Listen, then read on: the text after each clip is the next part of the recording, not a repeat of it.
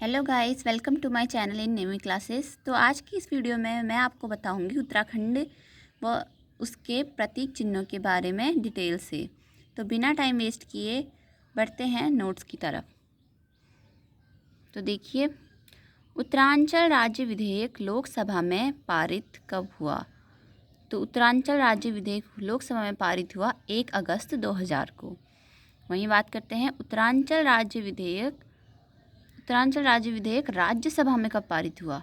तो ये राज्यसभा में पारित हुआ 10 अगस्त 2000 को। साथ ही बात करते हैं कि उत्तरांचल राज्य विधेयक राष्ट्रपति KR नारायण द्वारा स्वीकृत कब हुआ? तो उस समय के राष्ट्रपति KR नारायण थे, तो ये राष्ट्रपति द्वारा स्वीकृत हुआ था 28 अगस्त 2000 को। बढ़ते हैं अगले नोट्स की तरफ। तो अब बात करते हैं हम राज्य के गठन की। तो राज्य का गठन तो सबको पता ही होगा, वो हुआ था 9 नवंबर सन 2000 को। तो राज्य का गठन हो चुका था, तो फिर बात थी उसके प्रतीक चिन्हों के निर्धारण के लिए। तो राज्य के प्रतीक चिन्हों का निर्धारण हुआ था सन 2001 में। तो प्रतीक चिन्हों में सबसे पहले हम बात करेंगे राज्य चिन्ह की। तो उत्तराखंड के राज्य चिन्ह जिसमें है एक गोलाकार मुद्रा जिसमें 3 पर्वत चोटियाँ स्थित है, इसके नीचे गंगा की 4 लहरें, मध्य की पर्वत चोटी में अशोक का लाट अंकित है। तो आप इसको 1, 3 और 4 के रेशियो में याद कर सकते हैं। ध्यान रखिए, एक गोलाकार मुद्रा जिसमें 3 पर्वत चोटियाँ और इसके नीचे गंगा की 4 लहरें। तो फिर अब नेक्स्ट हम बात करते हैं राजकीय पुष्प की।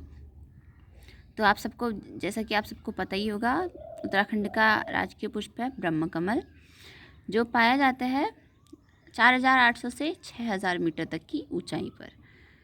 ठीक है दोस्तों, तो इसका वैज्ञानिक नाम जो है वो है सोसूरिया अबवेलेटा। ठीक है दोस्तों, तो इसकी अब बात करते हैं हम इसकी प्रजातियों की। तो इसकी प्रजातियां जो राज्य में 24 प्रकार की पाई जाती है और पूरे विश्व में इसकी 210 प्रजातियां हैं। ठीक है दोस्तों, तो अब बात करते हैं इसके कुल की। तो यह एस्टेरेसी कुल का पौधा है और इस पौधे की ऊंचाई है 70 से 80 सेंटीमीटर। इसका रंग बैंगनी है और इसका स्थानीय नाम है वो है कौलपद्म। इसको स्थानीय भाषा में कौलपद्म कहा जाता है और आपने बहुत बार सुना होगा, क्योंकि इसे माना जाता है कि नंदा माँ का प्रिय पुष्प है। तो इसको नंदाष्टमी के पर्व पर भी चढ़ाया जाता है और महाभारत के वन पर्व में इस पुष्प को कहा गया है सौगंधिक पुष्प। तो इस पुष्प के खिलने की अवधि है जुलाई से सितंबर, क्योंकि जो ये पुष्प है वो काफ़ी ऊंचाई वाले क्षेत्र पर पाया जाता है, जो कि मध्य हिमालय में स्थित है, जहाँ वर्ष भर बर्फ़ पड़े रहती है और केवल 3 माह जुलाई, अगस्त, सितंबर में ही वहाँ कुछ उगने लायक मौसम बना रहता है। वहाँ थोड़ा गर्मी का मौसम रहता है और बाकी समय पे तो वहाँ बस बर्फ़ ही पड़े रहती है और कुछ उगने का नाम नहीं। और तो इसमें विशेष बात ये है कि इसे केदारनाथ, जो शिव जी का सबसे फेमस मंदिर है, तो वहाँ भगवान शिव की पूजा के लिए चढ़ाया जाता है। तो अब हम बात करेंगे अगले प्रतीक चिन्ह राज्य पक्षी। राज्य पक्षी आप सबको पता ही होगा, हमारा राज्य पक्षी मोनाल है। इसका अन्य नाम हिमालय का मयूर, क्योंकि दोस्तों हिमालय का मयूर इसे इसलिए कहा जाता है क्योंकि ये मोर की तरह इसके पास बहुत सुंदर पंख होते हैं रंग बिरंगे, और ये हिमालय में पाया जाता है, इसलिए इसे हिमालय का मयूर भी कहा जाता है। इसको स्थानीय नाम में मुनाल या मुन्याल भी कहा जाता है।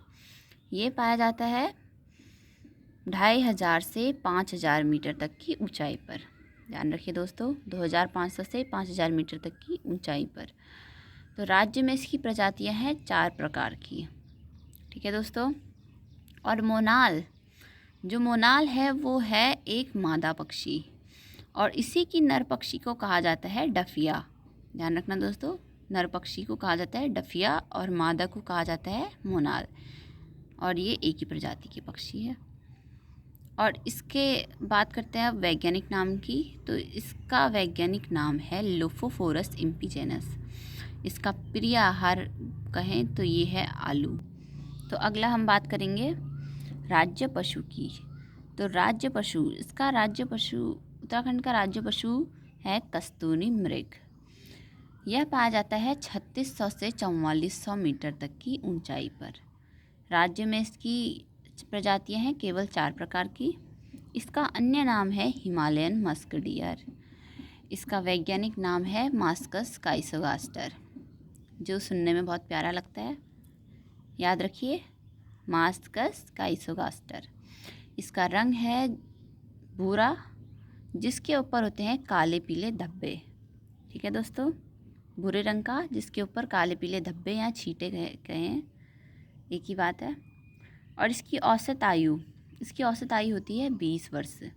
ठीक है दोस्तों, इसकी औसत आयु होती है 20 वर्ष।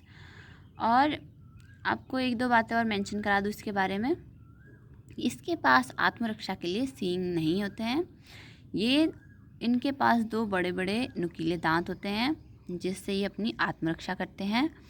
और इनका वज़न होता है लगभग 10 से 20 किलोग्राम। तो इस प्रजाति की जो कस्तूरी मादा है, उसकी गर्भधारण अवधि जो है वो है 6 माह। ठीक है दोस्तों, मादा कस्तूरी की गर्भधारण अवधि है 6 माह। और कस्तूरी प्राप्त होती है केवल और केवल नर मृग से। इसे मादा कस्तूरी से प्राप्त नहीं किया जा सकता, क्योंकि ये केवल नर मृग में, जो नर मृग होता है उसके जननांग के पास एक जो हार्मोन स्रावित होता है, वो इकट्ठा होकर कस्तूरी का निर्माण होता है। ठीक है दोस्तों, और एक बार में केवल 30 से 45 ग्राम ही कस्तूरी प्राप्त की जा सकती है। और इसका अंतराल है 3-3 वर्ष। ठीक है दोस्तों, इसके निर्माण में लगभग 3 वर्ष लग जाते हैं। अगर आप एक कस्तूरी मृग को, अगर आप उससे बार बार कस्तूरी प्राप्त करना चाहते हैं, तो वो 3-3 वर्ष के अंतराल में ही हो पाएगा। उससे पहले उसमें कस्तूरी का पूर्ण निर्माण नहीं हुआ होगा। ठीक है दोस्तों, तो ध्यान रखिए इस बात को। 3-3 वर्ष के अंतराल में हम कस्तूरी प्राप्त कर सकते हैं एक ही मृग से।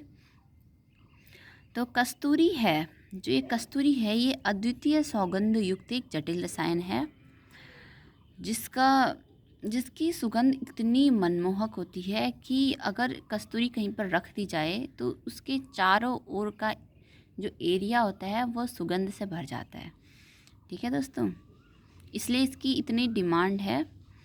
और इसका उपयोग जो है वो, वैसे तो इसका ज़्यादा उपयोग परफ्यूम आदि बनाने में किया जाता है, फ्रेगरेंस। और इसका जो, अगर हम बात करें कि उसमें औषधि क्षेत्र में, तो ये होता है दमा, निमोनिया, हृदय रोग, टाइफाइड और मिर्गी आदि में प्रयोग होता है। तो नेक्स्ट हम बात करेंगे अगले प्रतीक चिन्ह की, जो है राज्य वृक्ष।